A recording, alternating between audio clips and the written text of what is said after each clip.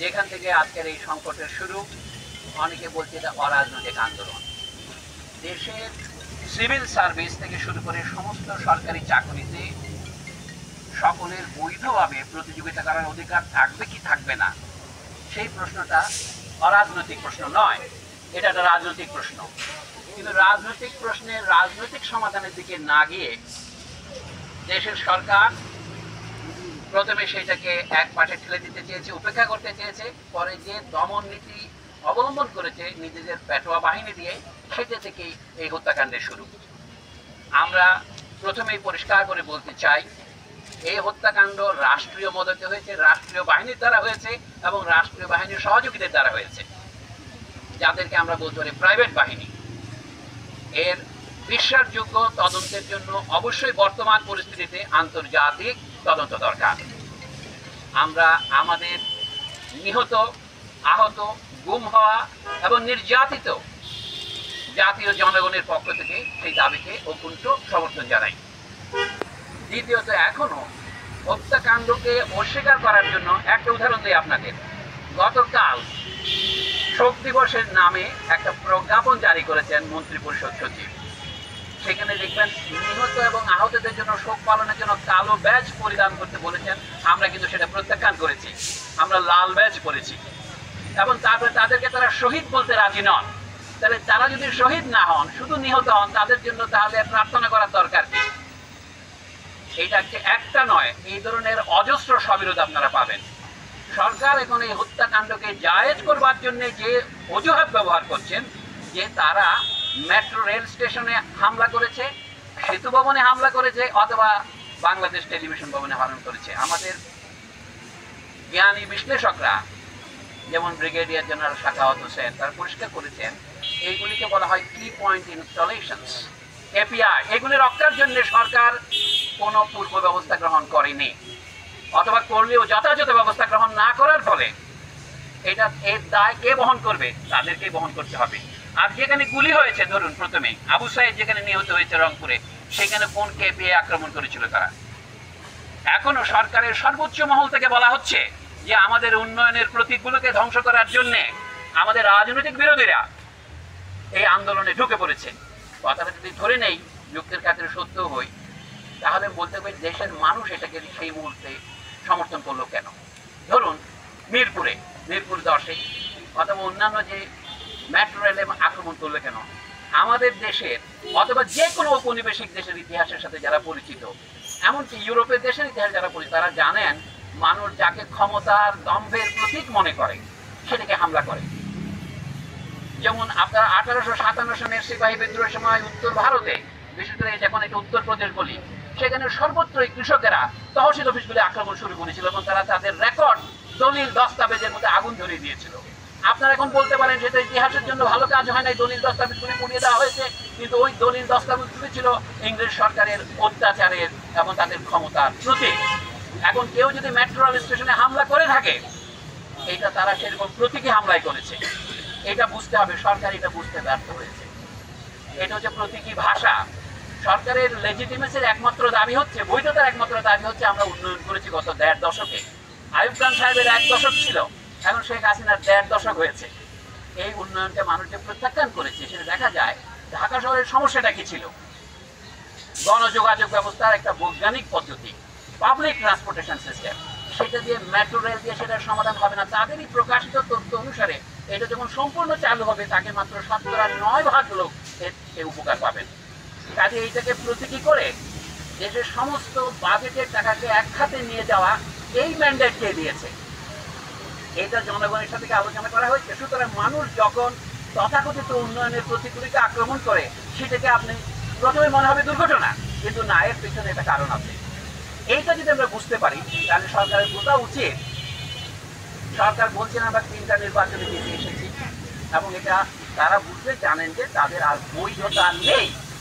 কাজে আমরা যখন বলেছি, আজকে অন্তত 1 সপ্তাহ আগে একটা বিবৃতিতে 33 জন নাগরিকের সাথে আমিও ছিলাম, আমরা বলেছি সরকারকে ক্ষমা চাইতে হবে। এখন সেই পর্যায়ে পার হয়ে গেছে। এখন জনগণের পক্ষ থেকে ক্রমশ ধ্বনি উঠবে এই সরকারের ক্ষমতা থাকার অবস্থায়। আপনারা কি কেউ বিশ্বাস করেন তারা এই ন্যায় বিচার করতে পারবেন? তারা এই হত্যাকাণ্ডে তাদের বিচার করবেন না, কারণ তারা নিজেরাই হত্যাকারী। আপনি হত্যাকারীর কাছে কি করে অত্যাচার চাইবেন? যারা নিজেরা রাজাকার তারা অপরকে বলে রাজাকার। পৃথিবীতে এর চেয়ে বড় পরিহাস আর কি আছে? মানে যারা খুনি তারা আজ আমাদের বলে খুনি, যারা বিশ্বাসঘাতক তারা আমাদের বিশ্বাসঘাতক। ক্ষমতার সর্বোচ্চ কেন্দ্রের চারদিকে তো রাজাকাররা বসে আছে, এবং যে ছাত্র যারা 2000 সনের পরে জন্মগ্রহণ করেছে তাদেরকেও তারা রাজাকার বলছেন। এবং আশ্চর্য লাগে, কোন সরকার যখন অগণতান্ত্রিক, স্বৈরতান্ত্রিক এবং গণবিরোধী হয় তখন দেখা যায় তার যে রসবোধ সম্পূর্ণ হারিয়ে যায়। ছাত্ররা যখন বলেছে তুমি কে আমি কে, রাজাকার রাজাকার, এটাকে তারা ব্যঙ্গ করছে প্রধানমন্ত্রীকে, এই খবর বুঝতে তারা অক্ষম। এইটুকু উদ্ধৃত করে তার বাকিটা বলে না, কে বলেছে কে বলেছে, স্বৈরাচার স্বৈরাচার। আপনাদের মনে আছে আতাউর রহমান খান বলে একজন আওয়ামী রাজনীতিবিদ ছিলেন পাকিস্তান আমলে, তার দুখানা বই আছে, একটা নাম ওজারতের 2 বছর, আরেকটা নাম কি স্বৈরাচারের 10 বছর। তা আমরা সেই রেকর্ড অতিক্রম করেছি আমাদের যুগে। আমরা এখানে দাঁড়িয়েছি শুধুমাত্র যারা নিহত হয়েছে তাদের আত্মার মাগফিরাতের জন্য নয়, যারা বেঁচে আছে তাদের আত্মার মাগফিরাতের জন্য। আমাদের মাগফিরাত হচ্ছে, মাগফিরাতের মূল কথা হচ্ছে ক্ষমা, আল্লাহর কাছে ক্ষমা চাওয়া, আল্লাহ গফুরুর রহিম। এবং যারা নিহত এবং আহত এবং যারা নির্যাতিত, এখন নিপীড়িত এবং যারা পলাতক, আমরা তাদের প্রতিকার চাই। এবং তাই প্রতিকার সম্ভব হবে যখন দেশের সমগ্র জনগণ ওদের মতোই বেরিয়ে আসবে। বলা হচ্ছে এটা শুধু ছাত্র যুবকদের আন্দোলন, আসলে এটা ছাত্র যুবকদের আন্দোলন নয়, এটা সারা দেশের আন্দোলনে পরিণত হয়েছে এবং পরিণত হতে চলেছে। আন্দোলন বন্ধ হয় নাই, আন্দোলন বন্ধ হবে না। আমরা আজকে শিক্ষক হিসেবে দাঁড়িয়েছি, কিন্তু আমরা শিক্ষকতার বাইরেও আমাদের সামাজিক ভূমিকা আছে, আমরা তো ভোটারও বটেই। এবং সবচেয়ে আমি একটা আত্মসমালোচনা করব, আমরা আমাদের যথাযথ ভূমিকা পালন করি। একটা কথা আপনাদের বলি, আমাদের একটা ধারণা ছিল বেসরকারি বিশ্ববিদ্যালয়ের ছেলে মেয়েগুলো ফার্মের মুরগি, ওরা রাজনীতি করে না, এটা ঠিক, ওদেরকে রাজনীতি করতে দেওয়া হয় না, উৎসাহিত করা হয় না। আজকে আমরা অবাক হলাম যখন সরকারি বা পাবলিক বিশ্ববিদ্যালয়গুলিতে সরকারি বাহিনীর হামলার ফলে সাধারণ ছাত্ররা জেগে উঠলো তাদের বিরুদ্ধে। তারা যখন পরাজয়ের মুখে তখন তাদেরকে সরিয়ে নিয়ে রাষ্ট্রীয় বাহিনী ঢুকিয়ে দেওয়া হলো, এবং তখনই দেখা গেল আন্দোলন ছড়িয়ে পড়লো। শুধু কি ঢাকার প্রাইভেট বিশ্ববিদ্যালয়গুলিতে না, সারা দেশেতে ছড়িয়ে পড়লো। 69-এর গণ অভ্যুত্থান নিয়ে আমরা অনেক গৌরব করি, 52 সনের ভাষা আন্দোলন নিয়ে আমরা অনেক গৌরব করি। ভাষা আন্দোলনে 5-6 জন নিহত হয়েছিলেন একদিন দুদিনে, 21শে ফেব্রুয়ারি 22শে ফেব্রুয়ারি, বিভিন্ন জায়গায় পুলিশ নির্যাতন হয়েছিল। দেখুন আজকের এই হত্যাকাণ্ডের পরিমাণের তুলনায় সেটাকে নস্যি মনে হয়, কিন্তু সেখান থেকে একটি জাতীয় আন্দোলনের সূত্রপাত হয়েছে। তখন কি বলতো, আমার মনে আছে আলাউদ্দিন আল আজাদ তখন কলেজের শিক্ষক ছিলেন, তাকে গ্রেপ্তার করে এবং তার জীবনী ছাত্র সহচরের মতো বইতে লেখা ছিল তিনি সীমান্তের পরপার থেকে আসা আন্দোলনে জড়িয়ে রাষ্ট্রবিরোধী এক কার্যকলাপে জড়িত হয়েছেন। মুনির চৌধুরীকে জেলে নেওয়া হয়েছিল, আলাউদ্দিন আজাদকে তিনি লিখেছিলেন জেলখানা যাওয়ার আগের রাতেই যে ভয়কে বন্ধু আমরা রয়েছি তো 4 কোটি পরিবার। তো সেই জন্য আপনাদের বলবো যে এই অন্ধকারই শেষ অন্ধকার নয়, কত আরো অন্ধকার আসবে। আমাদের এখন পুরনো কথাই বলতে হয়, এই অন্ধকার থেকে বেরিয়ে আসার জন্য অপেক্ষা করতে হবে। আমি খুব একটা প্রগতিতে বিশ্বাস করি না।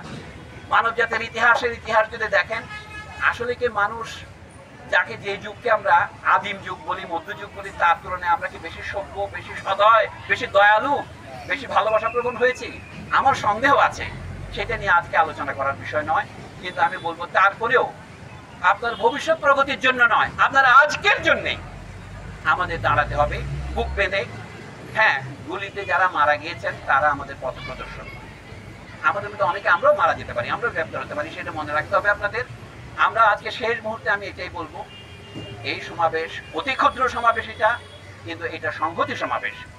আমরা বিশাল জনস্রোতের সঙ্গে আছি, কিন্তু আমরা ভেসে যাওয়ার জন্য আসিনি।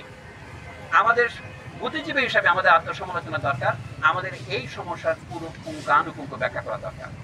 সংকটের উৎপত্তি কোথায় সেটাকে না গিয়ে সরকার এখন বলছে এই দল সেই দলকে নিষিদ্ধ করব, সেটা কিন্তু মূল সমস্যার কোনো হাতই লাগবে না, শুধু সমস্যাকে আরো বাড়াবে, আরো ক্যান্সারের সৃষ্টিপাত করবে।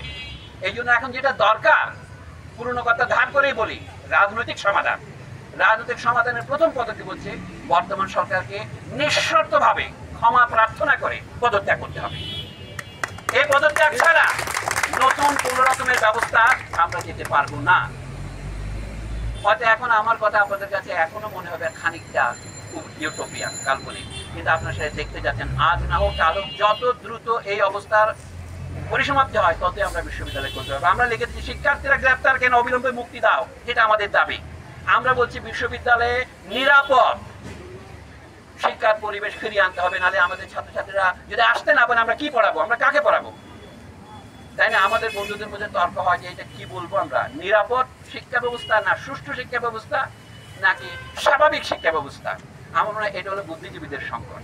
আপনারা জানেন আমাদের এখন একটা সম্পূর্ণ অস্বাভাবিক অবস্থা বিরাজ করছে, যে ব্যবস্থাকে সুষ্ঠু বলা যায় না, যে ব্যবস্থার মধ্যে নিরাপত্তার অভাব আছে। আমি আপনাদের সবাইকে অনুষ্ঠানে এখানে যারা আমরা বিক্ষোভে সামিল হয়েছেন, যারা আমাদের সহকর্মী এবং যারা সাংবাদিক এবং যারা দর্শক, আমি সবাইকে মোবারকবাদ জানাচ্ছি। এই সংগ্রাম জারি থাকবে, বিপ্লব দীর্ঘজীবী হবে। ধন্যবাদ।